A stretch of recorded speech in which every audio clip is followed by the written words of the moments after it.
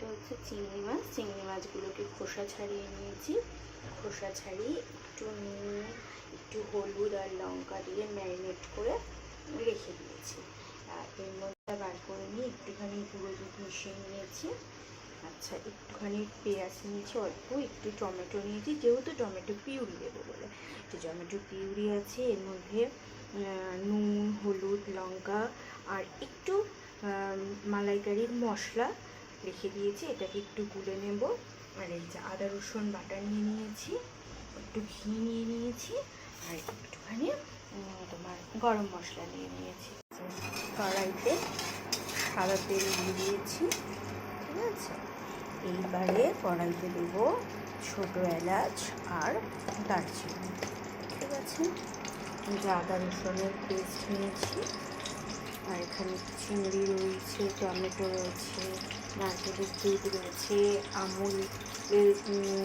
আমুলের গুঁড়ো যে দুধটা হয় সেটা নিয়েছি।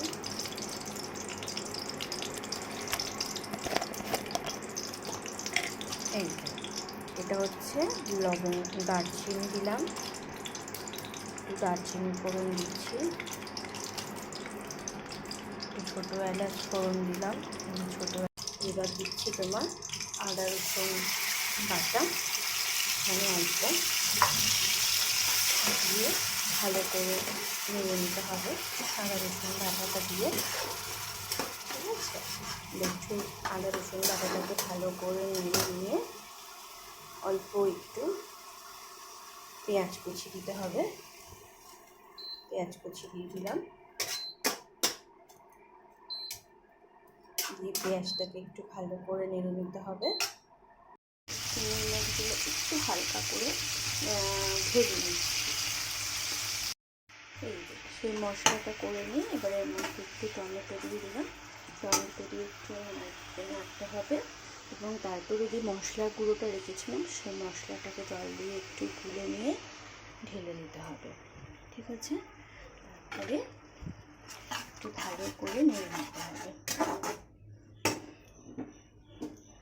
একটু ভালো করে কষিয়ে নিতে হবে যতক্ষণ না পর্যন্ত তেল ছাড়ছে, ততক্ষণ পর্যন্ত নাড়তে হবে।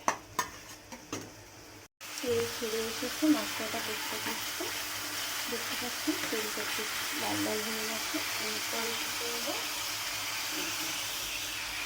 আগে থেকে নারকেলের দুধ আর ইয়েটা দিয়েছিলাম সেটা এর মধ্যে ঢেলে দিতে হবে, ঠিক আছে।